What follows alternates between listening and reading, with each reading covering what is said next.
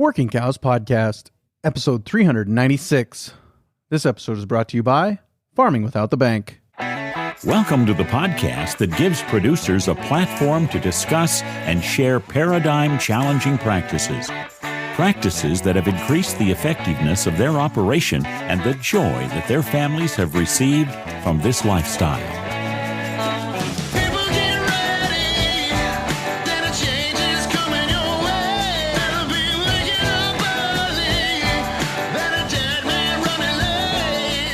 Howdy, everybody. It's Clay Connery, host of the Working Cows Podcast, recorded exclusively in the Understanding Ag Studios.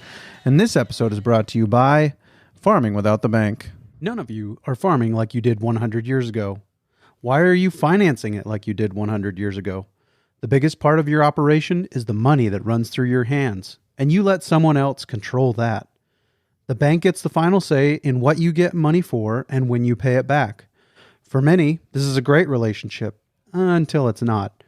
Farming Without the Bank shows you how you can take back the control of your money so that you can make the bank plan B instead of plan A. This is done by you creating your own banking system you own and control. To learn more, tune in to the Farming Without the Bank podcast and go to farmingwithoutthebank.com to get the book. Once you've read the book, Mary Jo will meet with you one-on-one and help you determine where and how to get started. She'll most likely also touch on some estate transition ideas, financing ideas, business growth or startup ideas, and many other things she has experience with from helping thousands of farmers and ranchers like you. So go to farmingwithoutthebank.com today to get the book and subscribe to the Farming Without the Bank podcast now. Very excited to be joined today by Jonathan and Stefan Bouw. We're going to talk to them about the process that they've been going through of finding and sourcing and selling maternal grass-based genetics.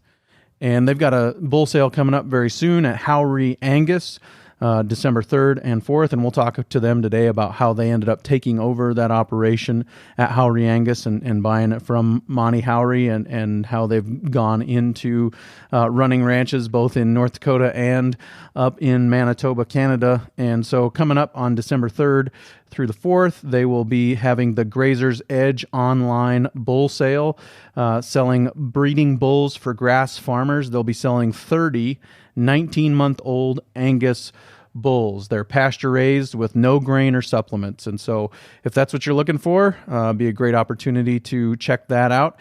And there'll be links in the show notes page for that today at the workingcows.net/396 show notes page. You can go there and check that out.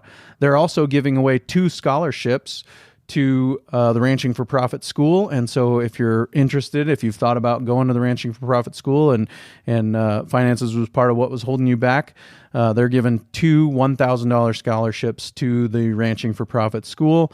Deadline for that application's coming right up, so you're going to want to get in on applying for that sooner rather than later, and there will be links to that in the show notes page for today as well.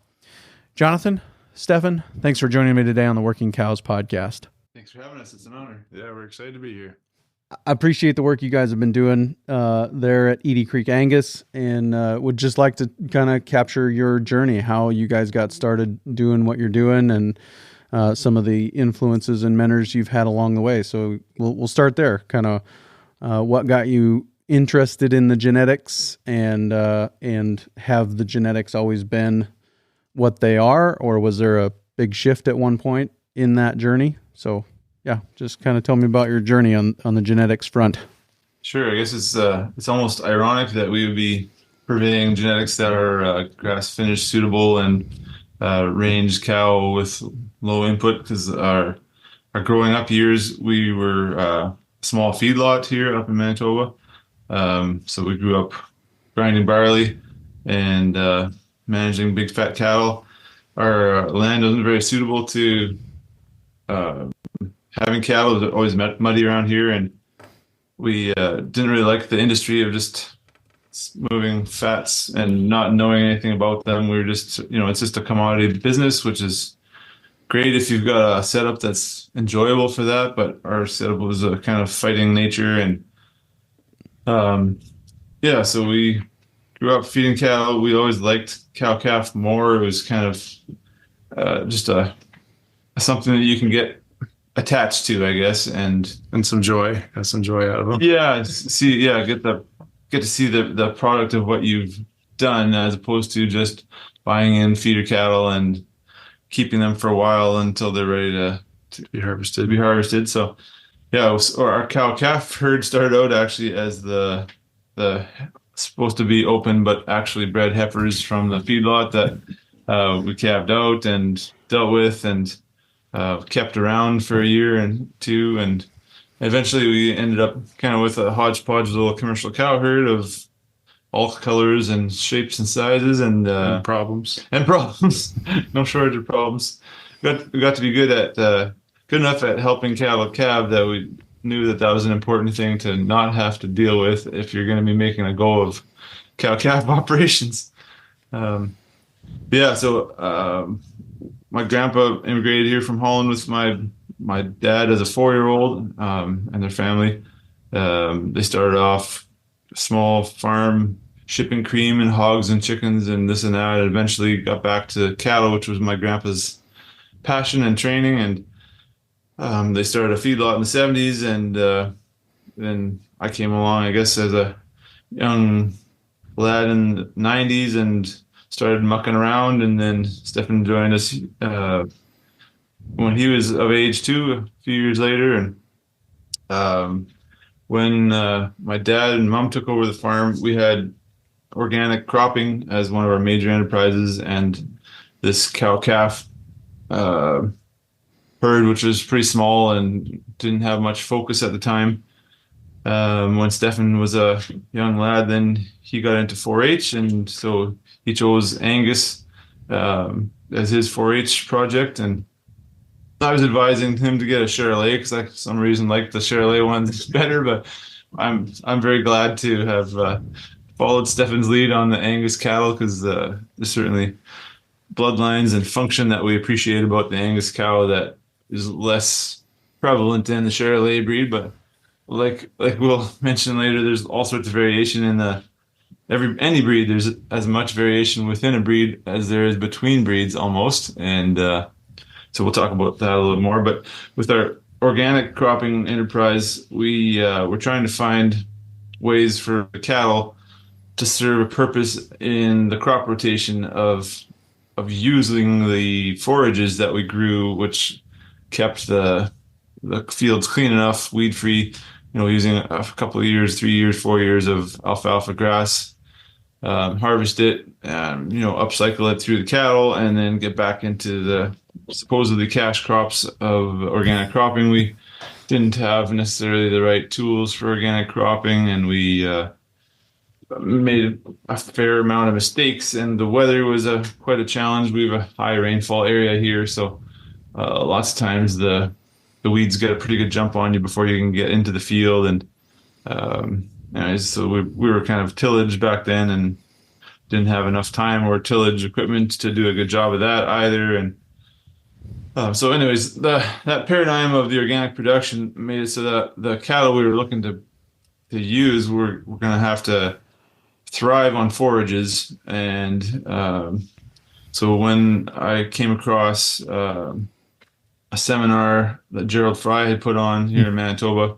I looked on his website after learning about his ideas and saw the Oldie cattle company in Kansas as one of the genetics that were working for, the right phenotype and style of cattle that worked for Gerald Fry's paradigm. But in the Black Angus breed, Gerald had a few different breeds that he had on his website. But so after learning about Oldie Cattle Company, a friend and I decided to go in the fall after harvest was wrapped up to go on a little road trip down Kansas and Colorado and Montana and Alberta.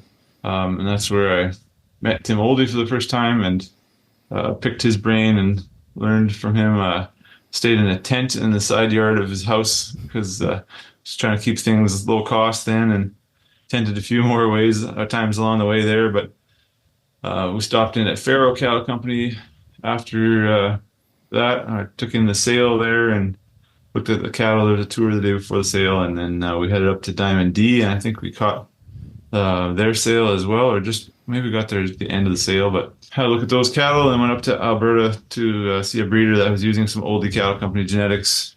And in northern Saskatchewan, Meadow Lake, Saskatchewan, there's a couple of breeders there that also were co-owners in a really good bull called OCC Legacy that they shared with the Crowfoot Cattle Company in Alberta there that we visited too. And so we just kind of get my head wrapped around the different kinds of cattle that worked in different country. I mean, Colorado is different from Kansas, is different than northern Saskatchewan by almost as much difference as there could possibly be. And before that, we'd already stepped into trying to buy registered cattle, Right. and we didn't know what we were doing, so we bought production sale type cattle, and they'd been really well fed. When we had our education on those cattle, we brought them home and we didn't feed them any grain, and we bale grazed those cows, and it was a fairly painful experience.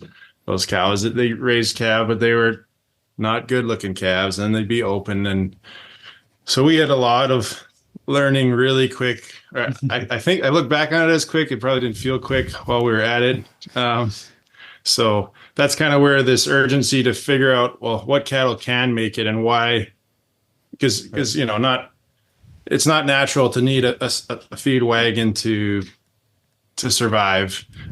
So that's what Jonathan's saying, who went into looking at road trips and finding operations to fix the glaring problems we were seeing in the registered cattle that we started out with in the early 2000s. Yeah, we spent our childhood savings and our farm earnings those first few years on purebred cattle at production sales, and we didn't know much about anything, so we thought the bigger the numbers on the page, the better in terms of EPDs, and so we were chasing the best, man. We wanted the best, and I was just thinking this morning, what would have happened if we would have chosen the animals that had the lowest EPDs, and we might have had more of the cattle that we bought at those sales stick around. But yeah, we did actually just look into that, and one of the cows that did stick around right.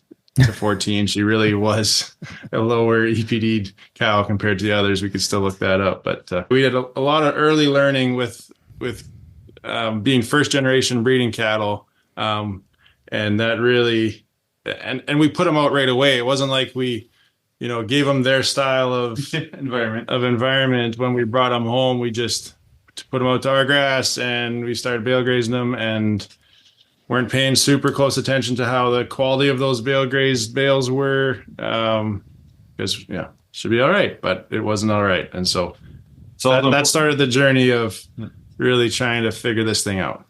Another important distinction is that here, where it is higher rainfall, we have really washy grass, so the quality can be really low sometimes. So some years when the grass is really lush, the cattle can be starving. They're just drinking their supper, and it's a lot less nutrition than a boost can would be for people. But it's a high rainfall, soft grass. It's been there Typically, yeah. We certainly now found out what droughts are about, but in the beginning years, that was part of our deal. Yeah, you've probably heard me quote my friend that said they don't grow grass in Louisiana, they grow tall water. So that's kind of the same in Manitoba, it sounds like. Yeah. Looks fancy, but it's not at all. Well, you got started off, I mean, you had some painful lessons. That's kind of, you can, good, fast, and cheap. You can choose two, right? It can be good and fast, but it's going to be expensive. Or it can be fast and cheap, but it won't be good, That's kind of like failing. You can fail fast, but it's going to be expensive and painful, and it might seem like it took a long time, but it won't be as long as it actually felt like. But you ended up going in the right direction. Was Gerald Fry still around when you started this journey then? Yeah, he was still around and giving talks for a bit. He came back to Manitoba and did some training and some linear measurement seminars and a few things. We did linear measure the first bull that we got from the breeder in northern Saskatchewan that I visited. And he spec'd out just fine in terms of what Gerald was looking for in terms of the right body type. We didn't take too much effort to chase the linear measurement thing. We kind of got the idea visually of the right type of cow and found, programs that were working in tougher environments, and kind of got our eyes mostly accustomed to that, although we did have to do some relearning once we got a little ways down the road.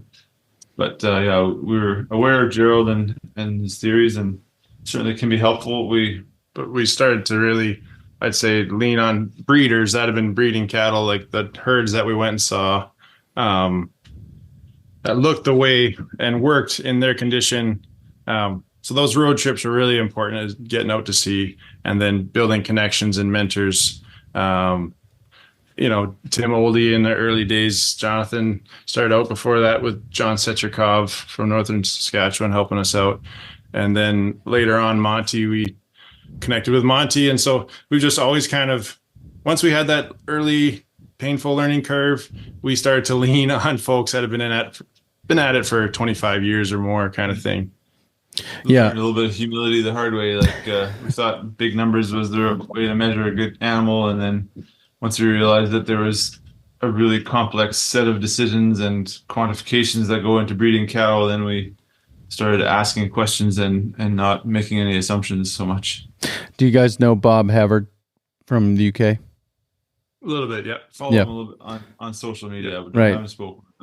He's shared a picture in the past of a genie with her hand over a crystal ball. It says actual picture of how EPDs were first discovered.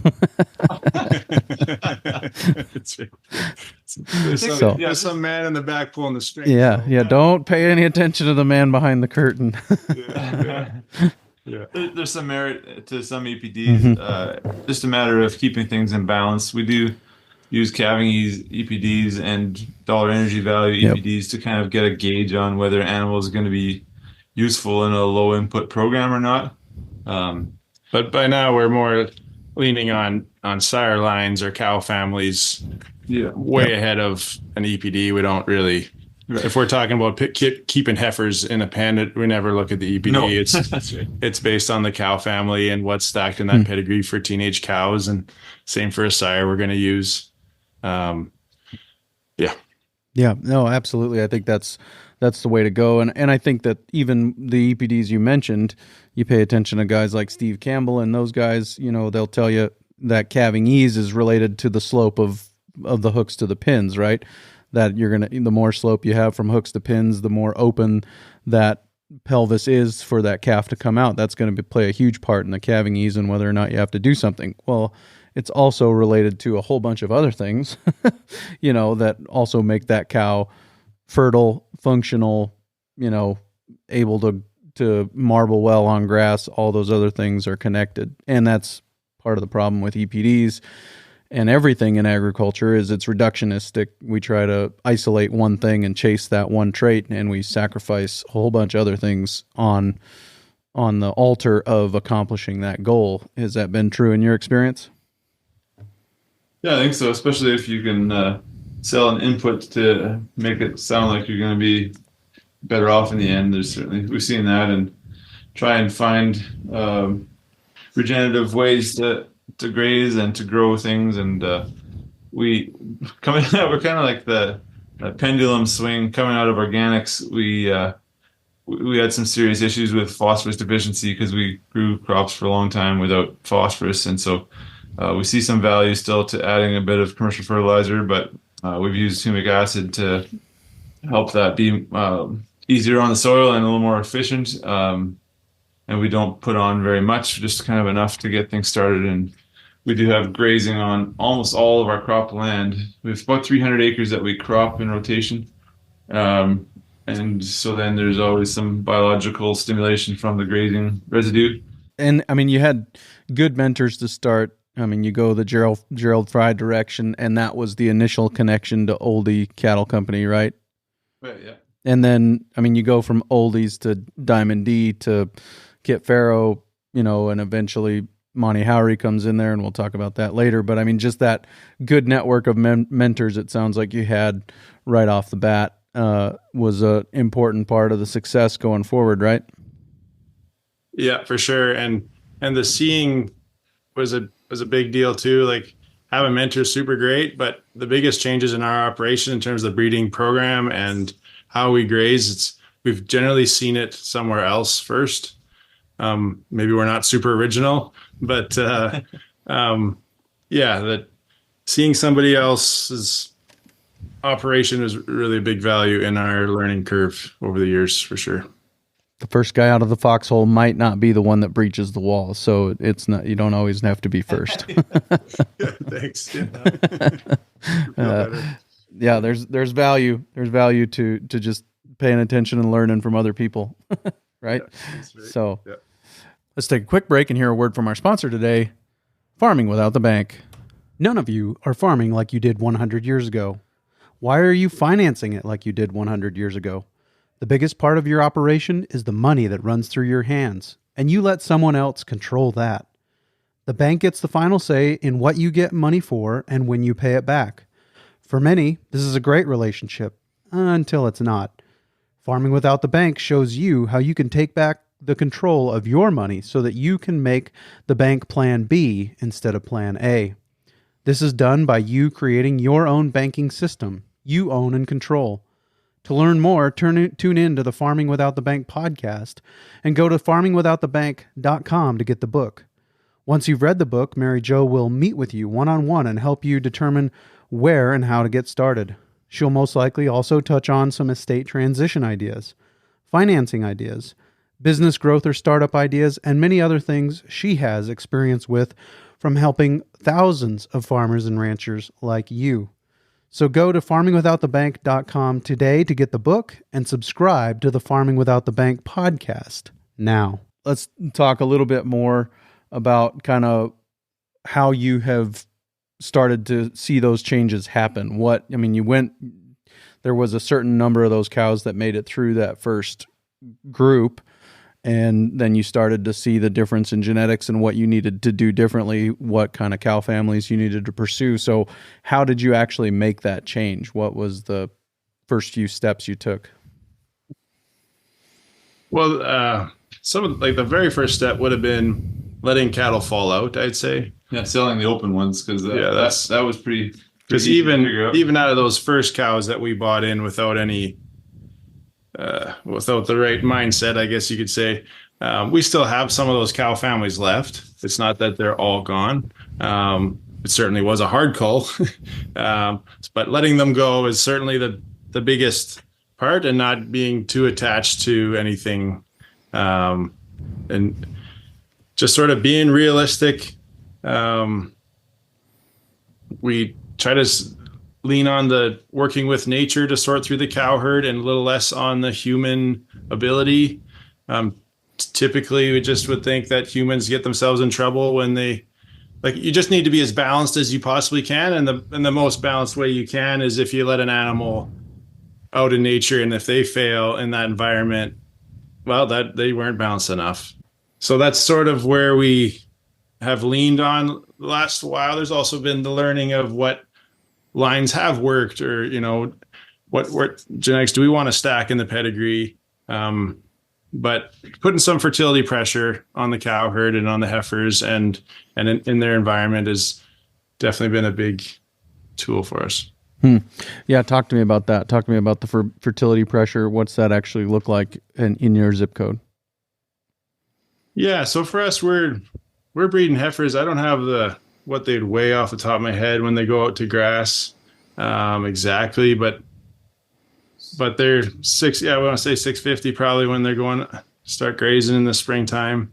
And like Jonathan was saying, our grass is kind of washy, but they're still we've been on a 90-day rotation since our drought years, just because if we did a quick spring rotation, we were just out of grass. We were used to being able to do a quick spring rotation, but then if we did that and the taps were off, we didn't get any more grass. So we went to a 90-day, and the heifers have done the same thing, which by the time you get to the end of August and it's pretty rank grass, it's not real nutritious cattle feed by that time. So sort of some of how we treat our grass is a bit of the pressure in terms of what they get to be raised on. But I'm not trying to say that we're ever trying to starve a profit. I don't want people to go away and say, oh, I'm not going to feed my heifers and I'm going to see who breeds. because that is economically can be disastrous, right? So don't, yeah.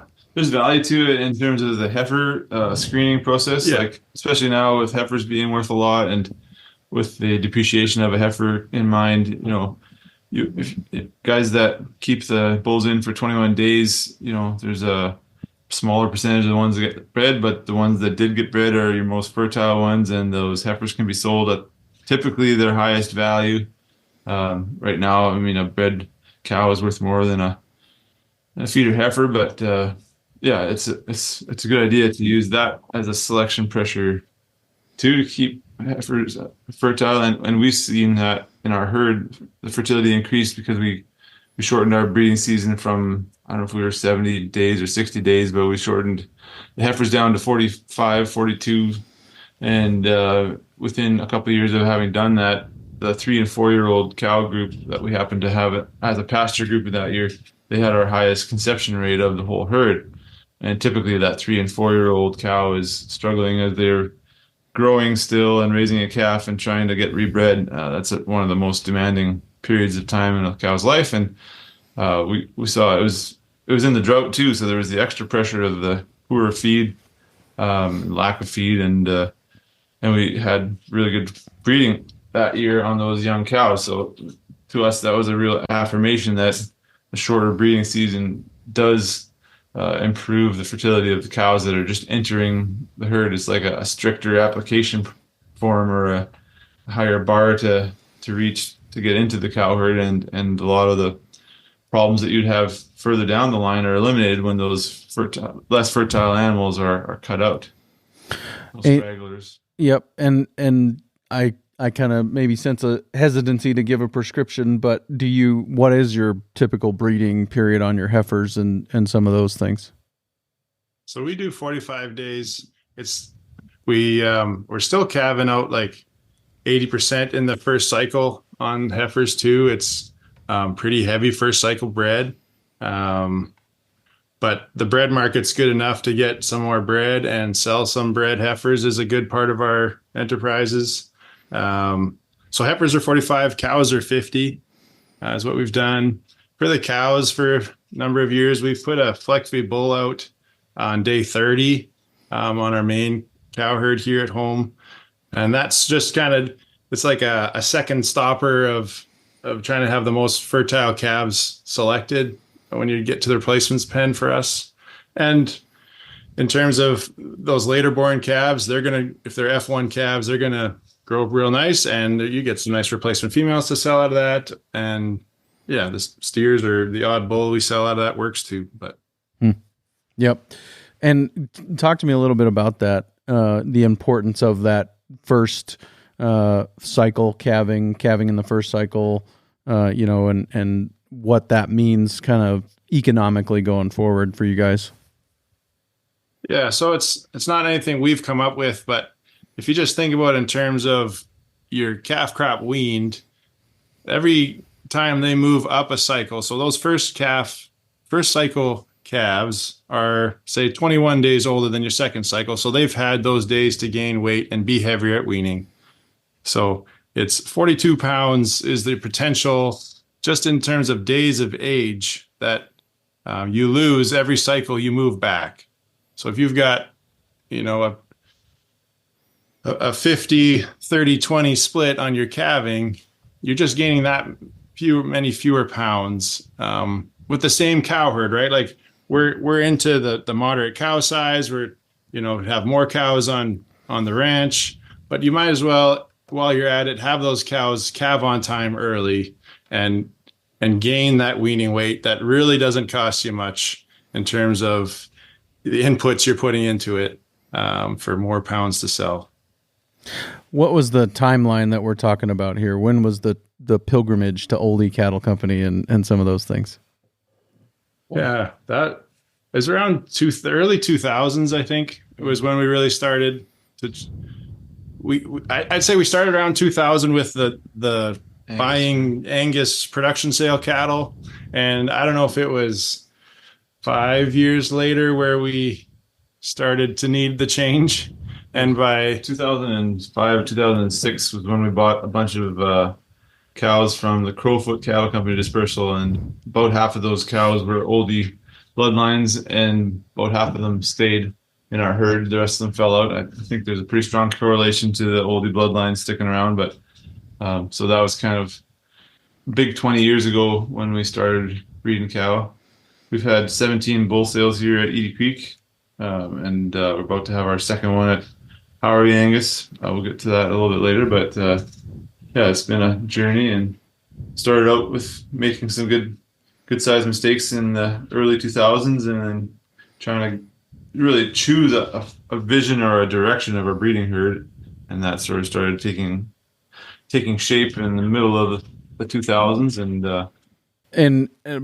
I mean, a lot of our conversation thus far, and I think a lot of your focus seems to be on the feminine side of the equation. Am I right about that? Yeah, definitely. Yeah, that's definitely where we landed. I'd say we started, so we did the conventional cows to start with, and then we went to, well, we better improve fleshing ability as good as we can. So we went down that road, probably a little too far stacking that. And we go to road trips and we go to breeders, and they try to tell us about, well, this, after you got to keep femininity in the cow herd. And so we had to learn that too. The hard way. Yeah. A cow needs to be a cow. A cow can't be, it's just another extreme in our minds anyways. I'm sure there's folks out there that are pushing hard for as fleshing as you can get, but it's just another extreme, just like everything else. So we're trying to keep cows with that nice wedge shape and a clean front, and to be a refined cow. When you're trying to do too many things at once, we can go down that trail too. But for us, we just want to improve guys' cow herds. We're not trying to improve everything that in the beef cycle. We're not trying to raise cattle that are going to be poor weaning weight cattle or poor grow cattle, but the cow's job is hard enough that we've tried to focus hard on improving just the cow herd, because that thing lives on your ranch 365. Well, and most of the expenses in the beef industry are related to getting her bred again. Whereas if you can get her bred again with a lower amount of inputs, then you can cut out a lot of those expenses in the beef industry. You can tell me if you disagree with that, but from my experience, that's what it seems to be. Yeah, we'd agree with you. Sounds right, and we kind of embraced the terminal versus maternal dichotomy, I guess. To have a good cow herd that's functional is really important. I know there's lots of banter on Facebook about what's maternal, and it's a spectrum or a bell curve, and you can get lost in the weeds in that debate. But we're big believers in hybrid vigor too. So if you want to get the carcass traits and the performance by a Simmental bull or Charolais bull, and cover those efficient Angus cows after those cows have been bred to an Angus bull for the first time, and you'll have those 700-800 pound weaning weights depending on what your environment will support, but at the same time still have a 1,200 pound cow that is cheap to maintain and still has a well enough shaped pelvis that she can have a 120 pound Simmental calf without any trouble. We've had that here with our flexy breeding bull on that day 31 to 50, and we've had some 120 pound calves born out of 1,250 pound cows without any trouble. Wow.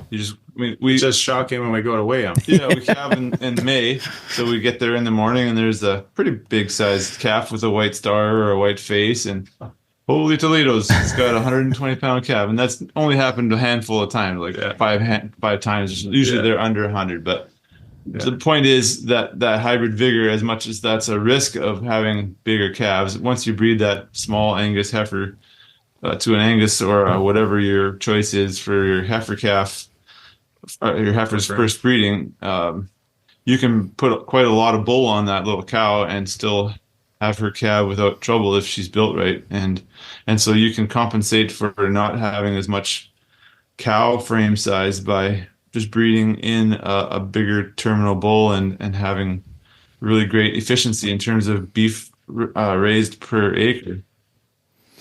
I want to make sure I understood what you were saying earlier about the fact that too much fleshing ability, you could lose that femininity. Is that what you're saying? Yeah, that is what we're saying, and it's sort of hard to see, but some of our more fertile cow families are not our fleshiest cows.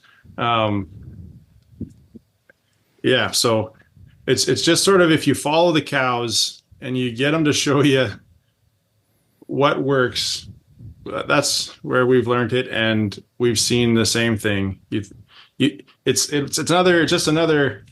It's like those fat cattle you want to buy at that dispersal sale, right? It's human eye is attracted, or the bull at the bull sale that's really well fed, everybody's attracted to. But it's the same with that really fleshy cow in that cow herd. You want to just be super impressed with that cow, but there are some that works out, and their fertility goes the long road. But generally, we find it's a slower developing animal who's hitting her stride at 4 or 5 years old.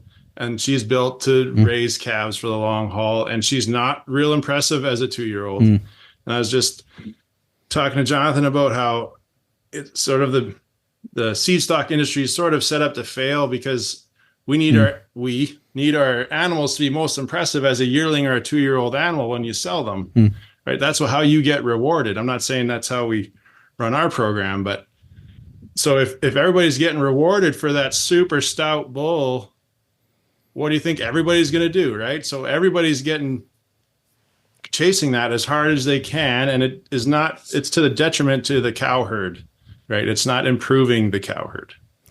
Yeah, I've definitely seen that in my own neighborhood, where I've leased feral cattle from Justin Rader. Actually, he sent me a feral bull up here, and I got to talking to some of the neighbors about feral cattle.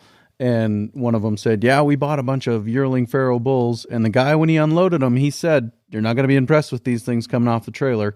And they're not going to be impressive probably until they're a little bit older. And I think that goes along with what you're saying, that we try to develop animals in this industry. And there are issues with calling it an industry for sure. But we try to develop animals in this industry to be impressive at a young age, and we set them up for failure.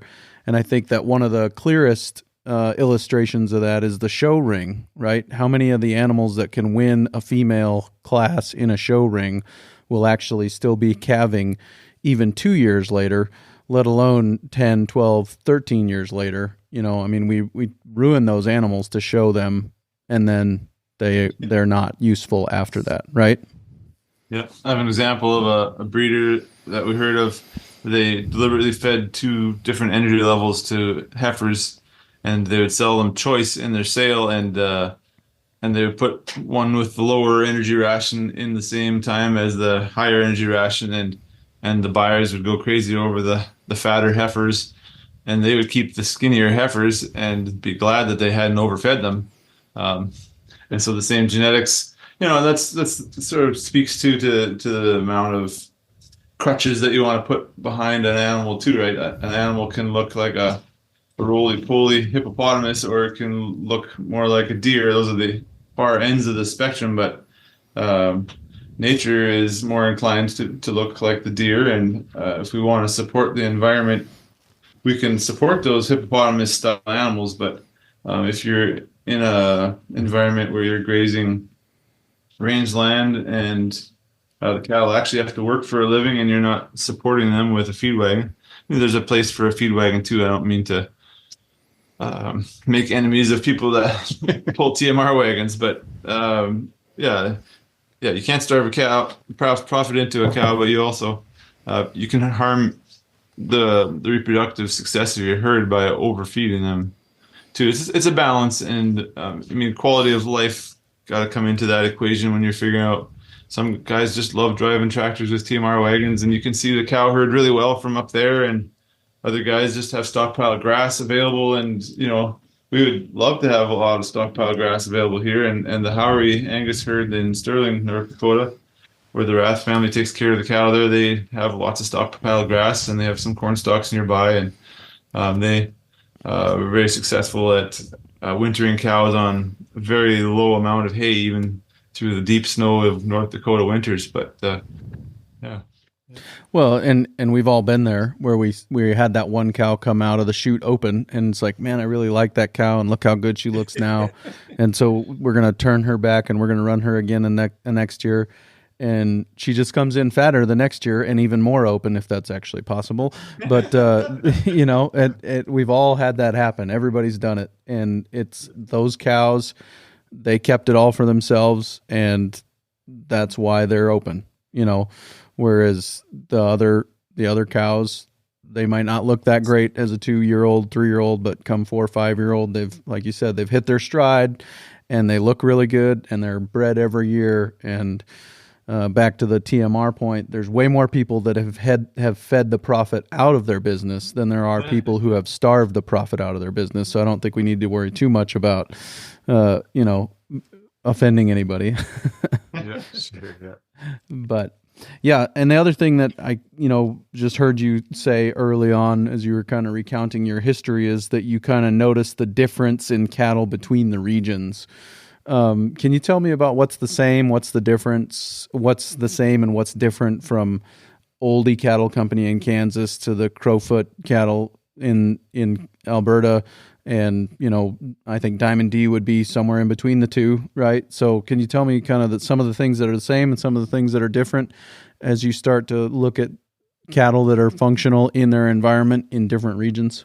Yeah, I wouldn't say that we're real experts in knowing the difference there.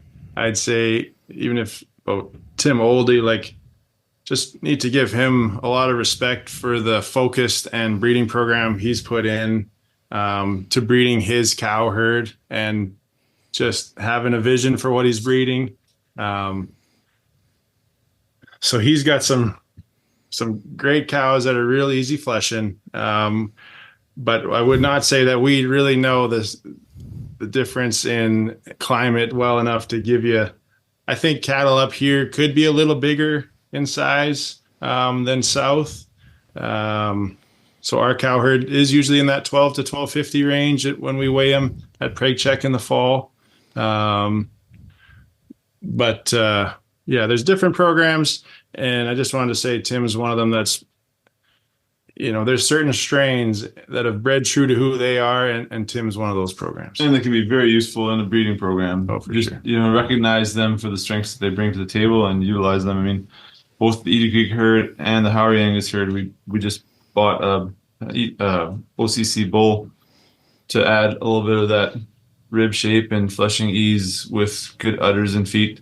Those, not too many people would disagree that it's a fairly safe bet to get those from Oldie Cattle Company. And Oldie also bred the OCC Great Plains bull, which is a very different style of animal that took us some time to learn to appreciate, but they're extremely good footed and fertile and good uddered. The one bull that we started off with in our Howrey Angus program was a Great Plains son. That was a very good tempered bull, and we've got some excellent daughters in our herd up here, but it took us a while to appreciate that different type. It's really the more feminine type. More feminine, really and more like the deer on the spectrum between a deer and a hippo. And so, there's a lot of merit from lots of the lines that Tim Oldie's bred, and certainly need to know your environment and know your cow herd and know what cross you need to touch up your cow herd with next to see what you're working on. My understanding is that masculine bulls produce feminine daughters. Is that your understanding as well? Yeah, the only place I'd say you get yourself in trouble with that is in terms of looking at a yearling or a 2-year-old bull. I don't actually think that masculine bull is the stud at your weaning day. It's sort of the same thing. If you want longevity, that bull, in our experience, we had a bull named Titan, and he was the man still at 12 years old. But as a 2-year-old, I bet anybody listening to this thing would not have gone in and picked him, right? So there, he definitely turned in. If you look at the pictures of him, he's a great big stud masculine bull. But I do think we still have to be careful in picking those. And it really goes back to the strength of the cow, right? Monty picked Titan. He knew that the cow behind it and the grandmother and the great grandmother and the sire side, he'd probably had 100 cows by then, at least, of that sire line. I don't really know exactly, but it was all proven, known entities that it was putting together there. So there's some of that instead of just picking on the phenotype. Sure. Yeah, let's talk a little bit more about that. We mentioned Monty and Howrey Angus and your work with the Howrey Angus herd. Just tell me a little bit about Monty and his mentorship, what his influence has been on you.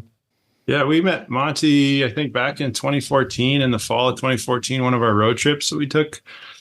And just sort of trying to get a hold of him, couldn't get a hold of him, and then just finally got him just before we were close enough to stop in. And so we stopped in and just really got the sense quickly of his passion for building the cow herd and profitable cow herd type and low input.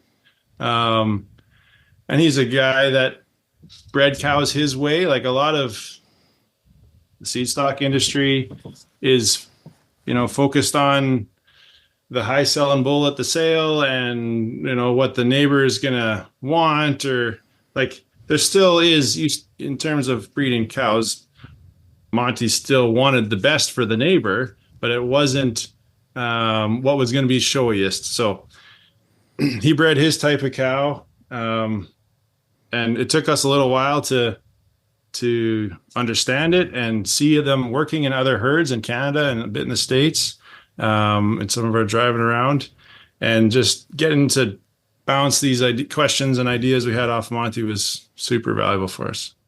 Yeah, no doubt. I've got some of the people that I know, or one person in particular, second time I've given him a shout out, and I always have to include his middle name because him and his grandpa have the same first and last name. David Frank Paul is a guy that worked for Monty for a while and has a lot of respect for Monty and what he's done, and kind of his genius, I guess, is the way that David usually talks about it, in the way that he's approached cattle breeding.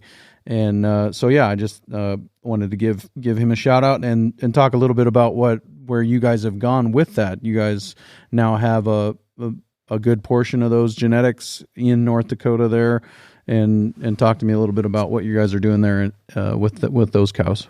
Yeah, so a couple of years ago, I guess back up a little bit more, we brought that original bull Tighten up, I think, in 2015, and that really worked well. And then we brought up 30 or 40 females to our Edie Creek herd here in Manitoba. So that was sort of the start of getting genetics.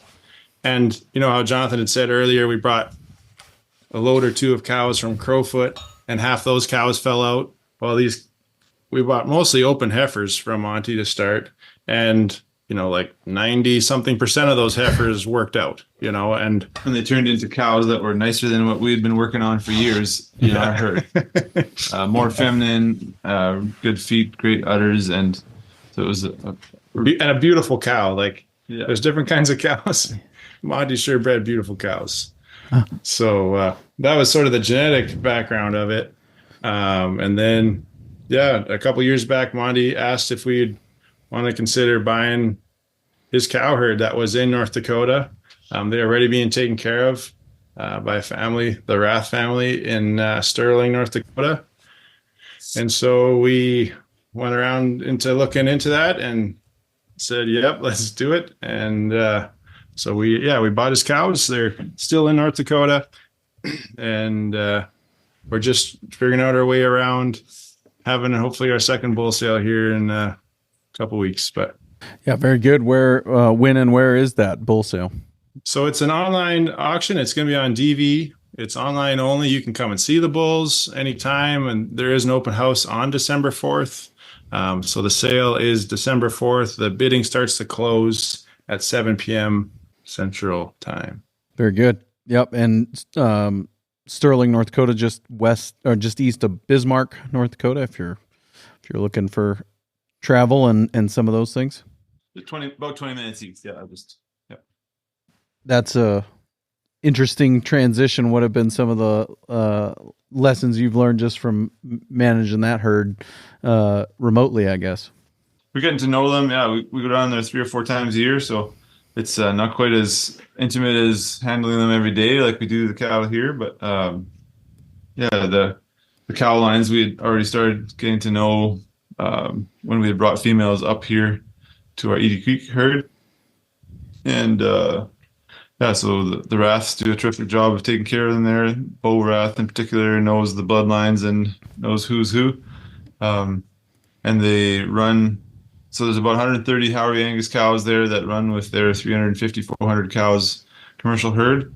So these cattle are not pampered at all. They work for a living. They graze through the snow in December and up to January, depending on the year. They'll be on stalks for a bit, and then they'll go back to stockpile grass supplemented with alfalfa bales. They'll feed 10 or 20 alfalfa bales a day and make the cows more like 8 to 10 bales. Yeah, last winter was more like 8 to 10. Last year that was a nice winter, but depends on the year, of course. But they stretch their bales pretty far and do good. They're really easy on equipment and very gentle with the cattle, so we appreciate their stockmanship and their integrity. And yeah, they're open to hosting anybody that wants to have a look at the cows. So if you're interested in having a look at the Howrey Angus herd, just get in touch with us and we can get you in touch with Beau Rath. And yeah. And the nice thing about, the work that Monty put into those cows is they're the type of cows that you can leave on a ranch and they're doing their thing, and that's what they're bred to do, if that makes sense. They're not, you don't need to make sure that they're getting all the right inputs and time and money spent on them. It's a really do fine working with the commercial cows. They're calving on the same quarter as all those commercial cows all together. And they do summer in their different pastures just so that we can have our bulls getting them bred. But otherwise, yeah, they're living a good life there in Sterling. Yeah, very good. Would you say that in your experience then that the right genetics are kind of one of the bigger levers you can make as far as making rapid changes in the cow herd? I mean, your own story kind of is that, right? Yeah, basically we had to face some hard realities when we were getting started, and certainly like we were talking about, if we had chosen lower EPD cows, how our learning curve would have turned out differently. But genetics certainly enable you to use the land optimally, I think. Burke Teichert says, don't change the environment to fit the cow, change the cow. And I think there's a lot of wisdom in that.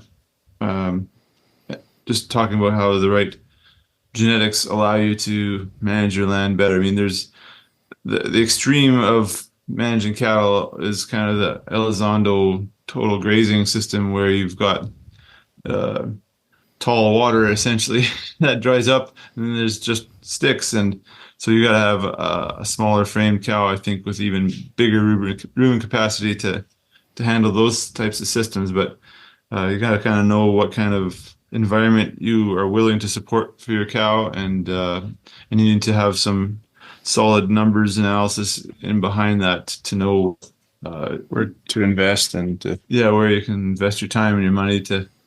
Yeah, no, genetics is certainly an important tool in the toolbox of someone who wants to care for the land. Yeah, I just think in your own story, you talk about Oldies, or those cattle that came, the majority of the ones that ended up staying were coming from Oldies bloodlines, and then you talk about the heifers you bought from Monty turning into great cows, and just how fast things can really change if you are making an investment in the right kind of genetics. I think that's a good illustration of just the power of buying bulls, buying replacement heifers from the right places. I think is a big help.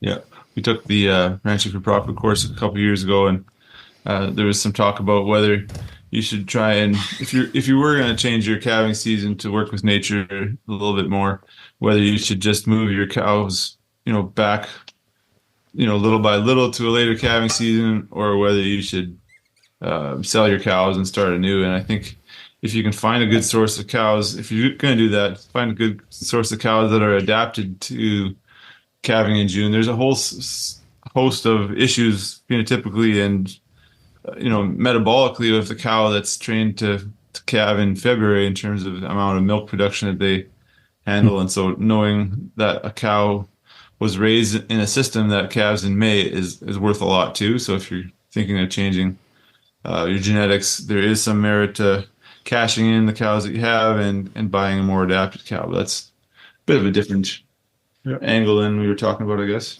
Well, but not the least of which is breeding in August, right? Right. In most environments, I think the biggest challenge of May, June calving is breeding in August. Right, for sure. Yeah. So it's not very many places have their optimal forage quality at that moment. Right. So Right. yeah, very good. Anything else that's on your mind today, or things that really need said or covered? One of the things I wanted to say was about we're giving away 2 scholarships for the Rancher for Profit School. You can go ahead to our Howrey Angus website, howryangus.com, and apply for that. Deadline's November 29th. I'm not sure if this will get out in time or not, but there's 2 $1,000 scholarships. It's sort of just part of our mission there of improving the quality of life and profitability of cattle producers. And so we thought getting a couple more folks to go and take the Ranching for Profit, or at least supporting folks to try to go take that course, would be hopefully be a benefit to improving their quality of life there. Yeah, for sure. This will be workingcows.net/396. It will be out on November 25th. And so if you're listening to this the week or before Friday of the week that it releases, you got time to go there and apply for the scholarship to the Ranching for Profit School, or the scholarships to the Ranching for Profit School. And I think that's really cool. Thank you guys for doing that. Mm-hmm. You're welcome. Yep. So yeah, very good. I really appreciate your guys' time today. And thanks for taking the time to join me. You're welcome. Thanks for letting us share our journey, and hope to find some more folks along the way that can see some value in these genetics and the grazing practices that allow you to optimize your utilization of forages on the land that you've got to care for. Mm-hmm. And thank you for doing this podcast. We really both enjoy it, listening to it. So thanks for keeping on going. Thank you, guys. Very much appreciate Jonathan and Stefan taking the time to join me again. December 3rd and 4th is their upcoming bull sale. Application link is also in the show notes page for today for the scholarship to the Ranching for Profit School. So if you're interested in either or both of those things, workingcows.net/396 is the clearinghouse for all things Howrey Angus, and looking forward to having them back on again. We had a great conversation for some bonus content about winter feeding, and definitely worthy of a whole episode in and of itself. And we'll try to get them on ahead of their Edie Creek bull sale in March, and talk a little bit more about their winter feeding strategy, because I think it's fairly unique and they've been experimenting with it to make it work a little bit better. So coming up next week on the Working Cows podcast, looking forward to be joined by Eric Fuchs. And Eric has been on a few different times, and we've talked to him about, Soil Health Academy stuff and understanding ag. But this time we're going to talk to him about his operation, what he's got going on there, some of the changes that he's made over time, and how he went about that, and some of the ways that they've introduced diversity into their operation. So we will look forward to sharing that with you, coming your way real soon on another episode of the Working Cows podcast. We'll see you then. We invite you to visit workingcows.net to subscribe to the show via iTunes or Stitcher. You'll also find detailed show notes pages, resources from our guests, and the industry leaders who have influenced them. For more ideas on putting your cows to work for you in a more profitable way, tune in next week.